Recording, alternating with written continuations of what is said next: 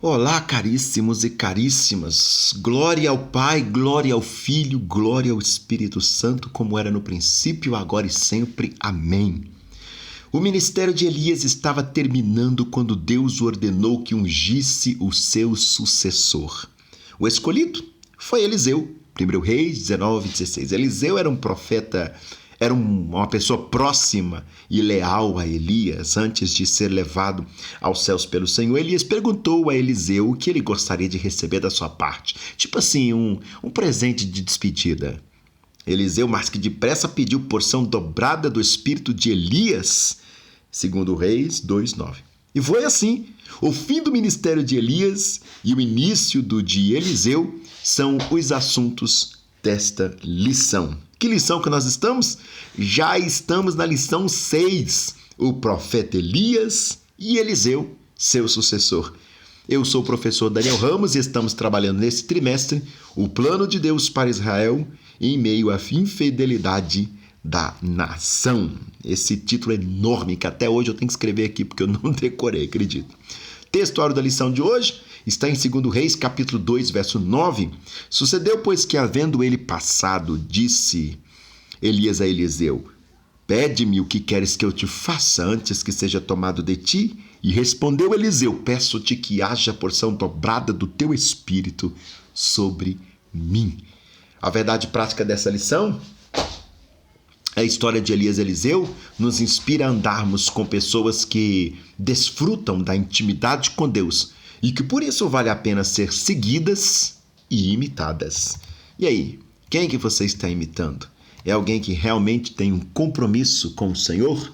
É alguém que realmente tem um compromisso com Deus? Ou é uma pessoa de reputação não lá muito interessante, mas que você tem amizade por ela?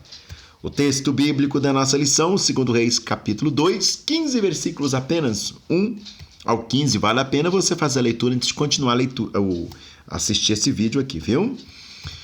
Qual é o objetivo dessa lição? Descrever o fim da trajetória de Elias e o começo do ministério de Eliseu. Já tem pelo menos 4 lições aqui nessa revista que o autor está trabalhando o ministério de Elias.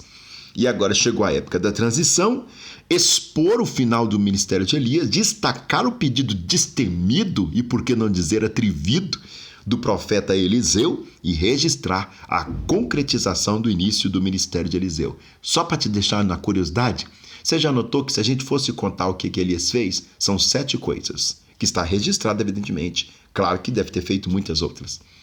E o que Elias fez? 14 coisas. 7 milagres, 14 milagres.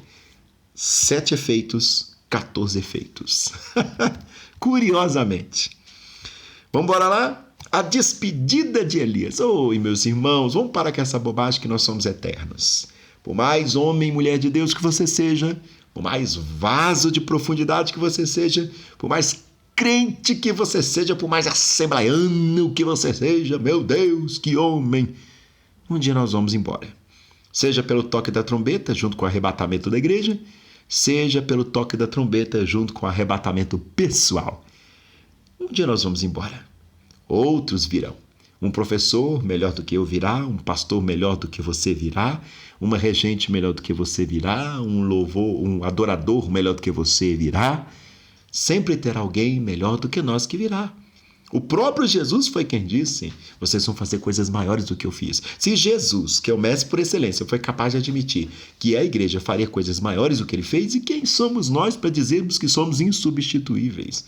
Pelo amor de Deus, fulano é insubstituível. Oh, besteira. Isso nada mais é do que uma fala de idolatria. Porque o único que não pode ser substituído é o Espírito Santo, evidentemente. Mas nós, enquanto igreja do Senhor, somos sim substituídos. Porque vem aí, e eu profetizo aqui que vem, eu não gosto muito de usar essas expressões, mas vou usar isso aqui agora. Eu profetizo que venha professores muito melhores do que eu, para que a obra do Senhor seja cada vez mais edificada. Eu não tenho ciúme nenhum se descobrir que tem alguém por aí ensinando melhor do que eu. Oh, glória a Deus! Deus abençoe a mim, Deus abençoe a ele também. Tem terreno para nós dois ensinarmos, porque a obra é grande e os obreiros são poucos. Vamos para a primeira parte desta nossa lição belíssima. eu quero te convidar a se inscrever no nosso canal, ouvir nossos podcasts. É só colocar lá no seu serviço de streaming preferido, Prof. Daniel Ramos, que você vai ver podcasts maravilhosos. Elias realizou grandes feitos em seu ministério profético, foi vitorioso diante dos profetas de Baal e Aserá, 1 Reis 18:40, foi ousado, perspicaz para repreender, aconselhar e direcionar até reis, 1 Reis 17:1, foi alimentado de forma milagrosa por Deus em tempos de adversidades, 1 Reis 19:4-6. No entanto, mesmo diante de tamanhas realizações, chegou a hora de o profeta encerrar sua missão na terra. Ai, você é muito vaso. Vai morrer, viu? Ou vai morrer, ou vai embora no arrebatamento, das duas uma. E nós não podemos permanecer aqui para sempre. Não existe ninguém substituível.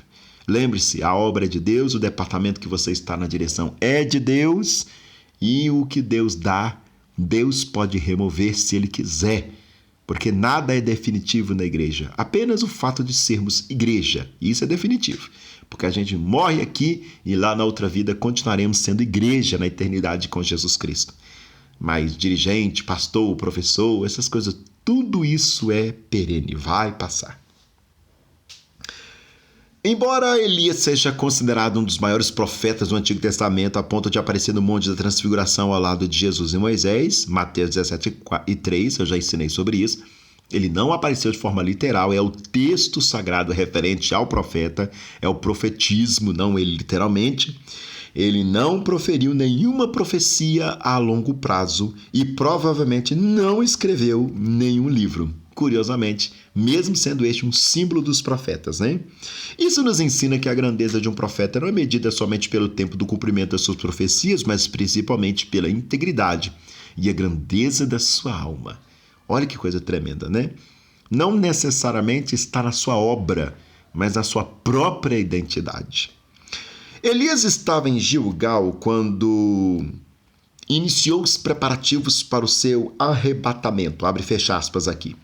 Esse lugar foi cenário de grandes e marcantes acontecimentos. Em Gilgal foi estabelecido o memorial da travessia do Jordão, realizado por José, lá em Josué capítulo 4, verso 3 ao 10, não é isso mesmo? Josué capítulo 4, verso 19 ao 20, desculpa, eu me perdi aqui. Ali também os israelitas foram circuncidados, em Josué capítulo 5, verso 1 ao 9. Celebraram a primeira Páscoa na terra prometida, Josué capítulo 5, verso 10. E foi em Gilgal que Elias tomou ciência do término do seu ministério profético. Aliás, foi em Gilgal que ele tomou conhecimento do término da sua vida, né? Pelo menos a sua vida terrena. Alguém vai me dizer, mas Elias não morreu. Bom, a gente vai ter que explicar do ponto de vista exegético o que significa, então, tomou para si. O que é tomar para si? É uma palavra um tanto, digamos, poética. O que significa Deus tomar para si? Qual é a síntese desse tópico primeiro? Todo início tem um fim. Terminar a carreira possuindo mais conquistas do que derrotas é um alvo a ser alcançado. Eu gostei muito disso aqui. Terminar a carreira possuindo mais conquistas do que derrotas. Como se crente só tivesse vitória. A gente também tem derrota. Estamos passivos a todas as situações. O sol nasceu para todo mundo. As mesmas dores, as incertezas, as doenças, as aflições, as perseguições, os desafetos, desamores, tudo que todo mundo pode ser infligido à igreja também, porque nós não somos seres ainda celestiais, né? Somos de outro mundo, mas estamos no mundo, passivos a toda a perturbação do mundo. Segundo tópico dessa lição, o pedido ousado de Eliseu. Deus gosta de gente ousada. Antes de Deus levar Elias, um redemoinho, deixa eu só fazer um breve comentário aqui. Nós não podemos esquecer que a palavra do Senhor dirige-nos a partir do pressuposto da entrega. Eu gosto muito disso. Quanto mais nós nos entregamos à palavra do Senhor, mais o Senhor faz em nossas vidas. Olha para você ver coisa interessante. Porque lá no mundo tem uma questão assim, né? Não é porque oferecido não tem preço. Na obra do Senhor, quem mais se oferece, mais Deus quer usar. Até lá, se não me engano, é 1 Timóteo 3, né? Aquele que deseja ser bispo, deseja a melhor coisa. Né? Então, você não pode deixar de... Mas, enfim, as pessoas são você não pode, você tem que ser humilde. Não, meu filho, quem deseja as coisas espirituais, deseja o que é melhor. Então, não tem nada de humildade aqui, tem a verdade. Deus está mais preocupado com verdade do que essa falsa humildade, né? Aqui em Minas nós temos um problema seríssimo. Os mineiros têm dificuldade de se assumir nas suas excelências. Por exemplo, se você vira para uma irmã que faz o melhor feijão tropeiro de toda Minas Gerais, ela é famosa pelo feijão tropeiro que aquela irmã faz. Aí você chega para ela: irmã, nós vamos levantar um fundo aqui para a igreja e eu quero que você faça um feijão tropeiro. Eu tô sabendo que você faz o melhor feijão tropeiro de toda Minas Gerais. Ninguém aqui em Minas faz um feijão tropeiro melhor do que o seu. Ela vai te responder, sabe como? Né, pastor? A gente faz o que pode. Mas no coração dela, evidentemente, ela está dizendo: eu sou mesmo a melhor cozinheira de feijão tropeiro e ninguém vai fazer um feijão tropeiro melhor do que eu. O meu é o melhor. E eu duvido que você consiga comer um outro melhor do que o meu. No coração ela está dizendo isso. Mas aqui em Minas nós temos dificuldade dessas coisas. As pessoas entendem que falar bem de si mesmas é exaltação. Assim como você falar bem de outra pessoa é bajulação. Aqui é muito comum você falar mal dos outros e muito difícil você ver uma pessoa falando bem da outra. Porque a pessoa que está falando bem da outra, ou ela vai se calar, ou ela vai achar que ela pode ser interpretada como bajulador. Isso é muito complicado. Isso até dentro da igreja. Isso é complicadíssimo. Não sei como é que funciona as outras culturas, mas aqui em Minas nós temos essa cultura. Enquanto Elias e Eliseu terminavam juntos e conversavam, o que denota intimidade e comunhão entre os dois, Elias foi separado, né, por Deus. E é isso que nós vamos chegar à nossa conversa. Primeiro nós vamos falar do pedido. O pedido ousado de Eliseu. Antes de Deus levar Elias num redemoinho para o céu, 1 Reis, capítulo 2, verso 1, ele mandou o profeta fazer uma viagem da cidade de Gilgal até Betel. Elias disse a Eliseu que não precisava ir, mas Eliseu respondeu: não te deixarei. Durante a viagem, Elias disse 2 vezes para Eliseu voltar, mas ele se recusou. 2 Reis, capítulo 2, verso 1 ao 6. Para Eliseu, era uma honra servir Elias, porque esse era o trabalho que Deus tinha designado para ele fazer. Fidelidade, parceria e irmandade é uma coisa que vale a pena ser vista por uma pessoa que pediu tão ousada coisa, porção dobrada do teu espírito. Dificilmente vai receber porção dobrada aqueles que são infiéis aos seus líderes. Dificilmente. Aliás, dificilmente receberão porção alguma. Quando Elias percebeu que Eliseu realmente não o deixara em razão à sua lealdade e companheirismo, lhe deu o direito de pedir qualquer coisa que desejasse. Eliseu então disse: peço-te que haja porção dobrada do teu espírito sobre mim. 2 Reis, capítulo 2, verso 9. O que realmente aconteceu, o que realmente Eliseu estava pedindo, em Israel 2 partes de uma herança eram para o filho primogênito. Agora ele vai explicar o que significa isso. Em Israel, 2 partes de uma herança era para o filho primogênito. Deuteronômio 21, Deuteronômio 21, versos 15 ao 17. Assim Eliseu estava pedindo para ser herdeiro de Elias, ou seja, para ficar no lugar dele como profeta. Ele também pediu para ter o espírito ou atitude de Elias, porque queria a mesma coragem e zelo pela verdadeira adoração. 1 Reis 19, 13 ao 14. E também faz a gente lembrar, não é o que significa, mas faz nos lembrar a questão da última casa, né? Tem a primeira casa e a última casa. A glória desta última casa será maior que a da primeira. Se nós entendemos, evidentemente, nossas vidas enquanto casa de Deus, templo, morada do Altíssimo.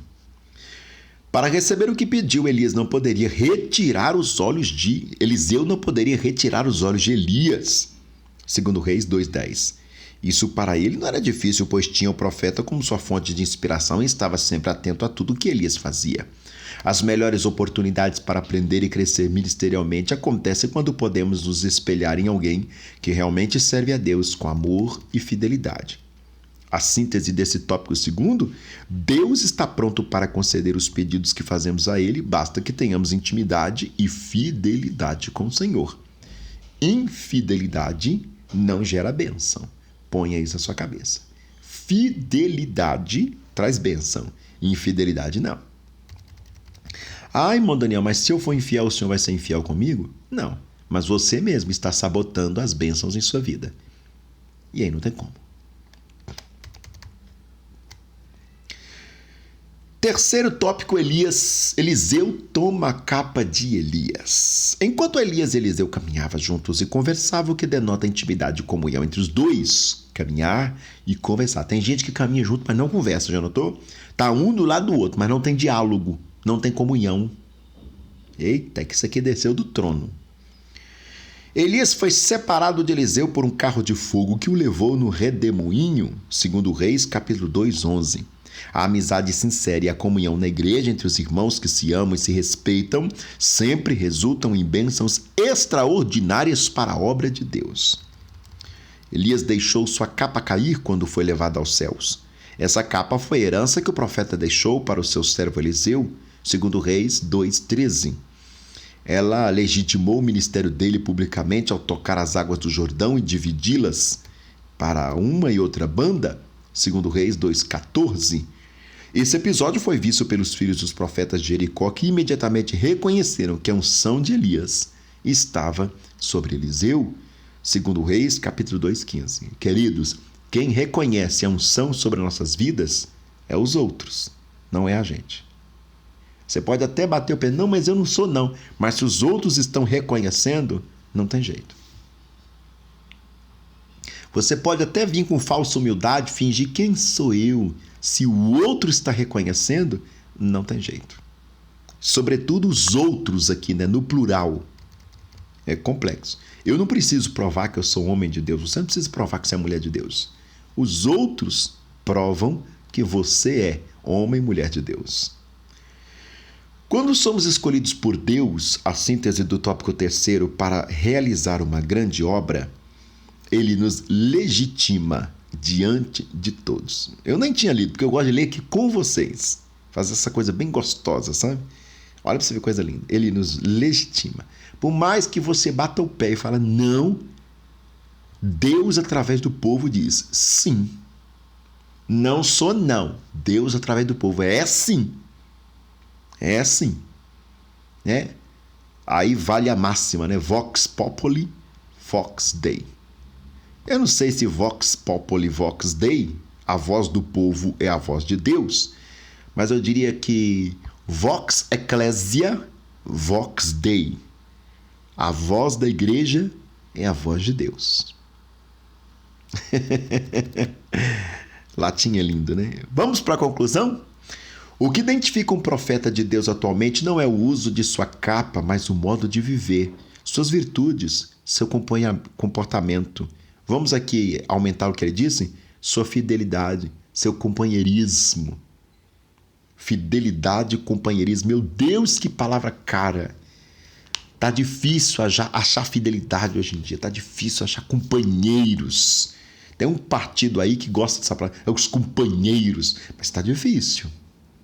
A exemplo de Eliseu, devemos nos espelhar em homens e mulheres de Deus que sejam genuínos imitadores de Cristo, e não apenas isto. Precisamos também ser exemplos para outros, refletindo a imagem do Senhor, não somente nas palavras, mas principalmente nas nossas ações. Alguém disse uma vez, não sei quem foi, não me lembro, que a igreja é como a lua. Não tem luz própria, mas reflete a luz do sol. O sol, aí seria Jesus Cristo. A igreja reflete a luz de Jesus Cristo. Sobre quem? Sobre o mundo. O mundo inteiro olha para o céu e vê a lua. O mundo inteiro olha para a igreja e vê Jesus Cristo. O brilho do sol genuíno. Deus abençoe vocês. Deus abençoe sua vida, Deus abençoe sua casa. Beijo no seu coração.